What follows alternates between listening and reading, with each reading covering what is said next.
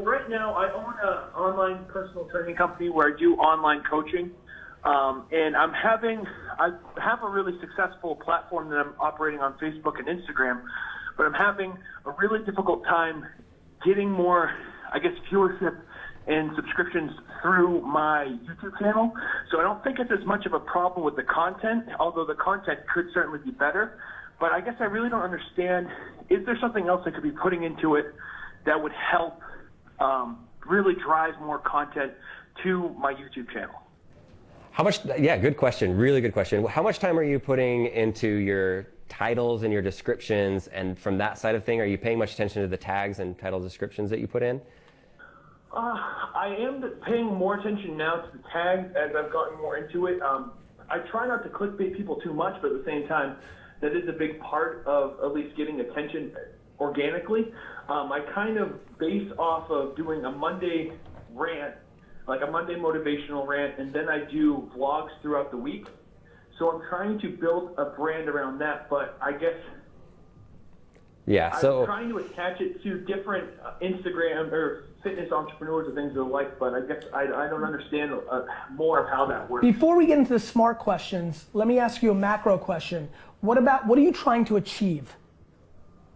So right now, I honestly, deleted you for a while, which is awesome. And I kind of added you again based off of just trying to get more focus on it. For me, I have personal goals. Wait a minute. You deleted me because of my rants of like stop listening to me and go do, or you deleted me because it was that reason, right? Yes. Okay. And so, but what I started tapping into again was just trying to get more direction. But to answer your question, I am a budding competitive bodybuilder, so I'm working my way on that, and I'm building this coaching business as I grow. So my goal is, as I grow, my personal brand grows, and this coaching grows with it. So I want to attach different things off of it, like the apparel line. Different sponsorships. I'm incredibly patient. Incredibly patient. Yeah. What are you coaching, and what does it cost, and what does it do? Well, so what I offer is essentially lifestyle coaching. So I'm a competitive bodybuilder, but I don't look at what I do as a way of offering people bodybuilding, because that's not what I want to do. I want to teach people how to diet healthy, understand how to diet, understand how to work out. And how much does that cost? It depends on the package that they buy. Some of my packages range up into like I have a year-long package that's about $3,000. And it kind of goes down from there. The actual product is very, I guess, in-depth as far as what I'm offering my clients, because the way that I look at it is I'm not just giving you a product of value based on showing this and that. I'm someone who's in your corner. So I try to actually build a team based off me and my client that makes it so that they know that. I think the hardest thing about fitness and getting in shape and stuff like that is most people feel like they're alone. And so my job as a coach is to... And do you do that in actuality in phone calls and video, or is that through content, email? It is through phone calls. So how often? I work bi-weekly, and then they have weekly report cards that they have to fill out. The business is actually very successful at this point.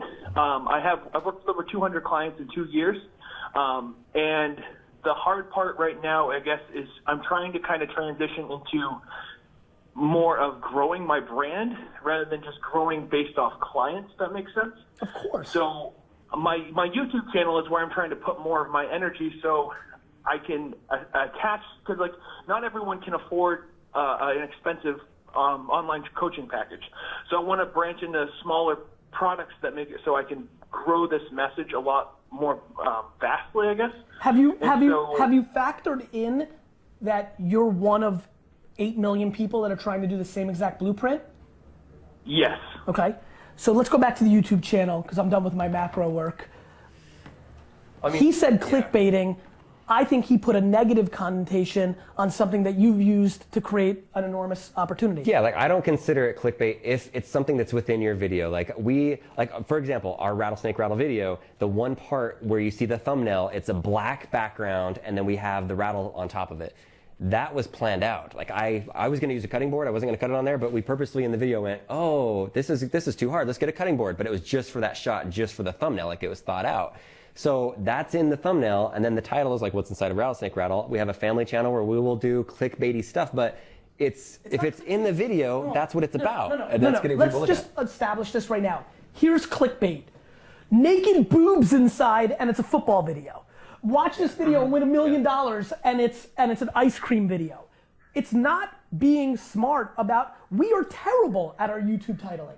Me and D-Rock debate over a text, and I'm like, rumbling in Arizona. Like, we do nothing smart about our image, thumbnail, and our title, which is why I'm just winning on the actual content, not on all the smart things. And I know that because where I do the smart things, I win.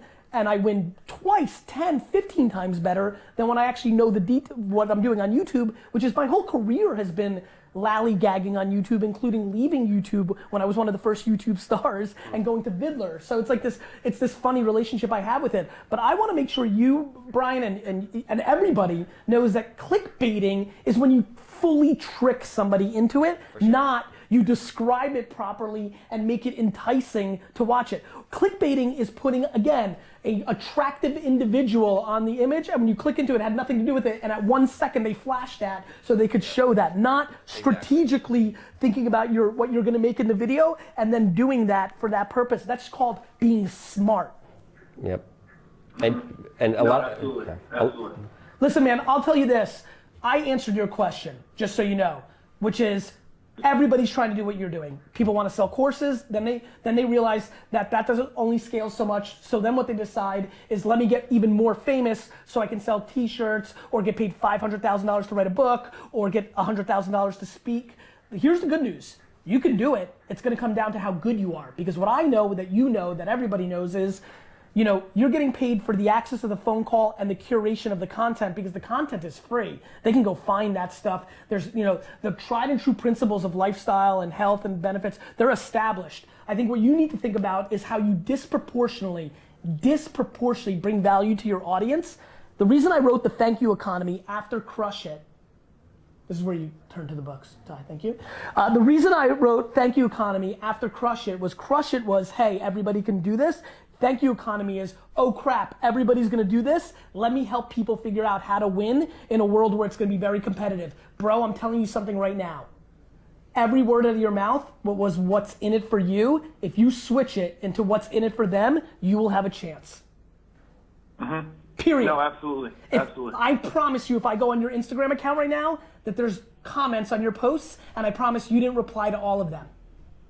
That's not true. You check it out. I want you to. I'm doing it right now. What's your Instagram handle? So Brian Pickowitz, Pickowicz.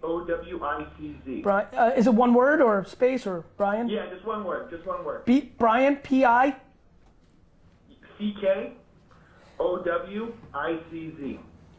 Yep, I see you, dude. You're in good shape. Thank you. You're welcome. Thank you. In my life. All right, good job. One thing I wasn't anticipating was 3 comments. Dude, yeah, okay, so what's awesome, first of all, is I'm pumped that that's your mentality. The problem is, so first of all, kudos to Brian. He's absolutely right that he is getting in there and engaging. So first of all, I'm fucking pumped with you. Sorry. But the thing that does concern me is the stunning low amount of comments off your 4,000 base. Did you build that organically, or have you ever done anything that made it go to 4,000, like a contest or something random? So yeah, I've never bought any clients or anything like. I've pretty much been building this for the last 2 years, so very organic. I do try to reach out to my audience, asking more questions and trying to get more feedback. I find that usually comes through DMs though. Yeah, I agree. Not necessarily. Most people, I guess, with what I do, it's so hard for some people to want to ask for advice. So I find that a lot of times what I get is the private message on the side. And obviously that's where I hustle and put in the work, but I guess putting it on the other aspect of putting it out in the open is a little bit harder.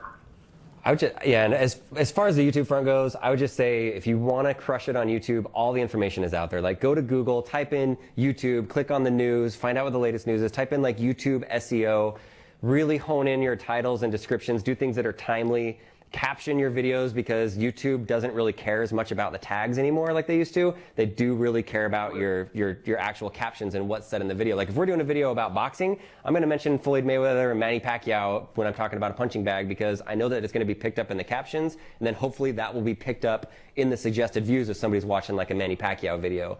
So I would do that. Think about your timing. Try to find a regular schedule. YouTube loves regular schedules. So he said something very important, Brett. Listen, he said be timely. That means hack culture, right? You're talking about lifestyle, fitness, health, like you've got to be smart about being aggressive when, when Arnold Schwarzenegger's in news, when something is happening in fitness, when the competitions are on ESPN, World's Strongest Men. Like be smart about what's going on in culture. Okay. All right, that helps a lot, actually. All right, good luck.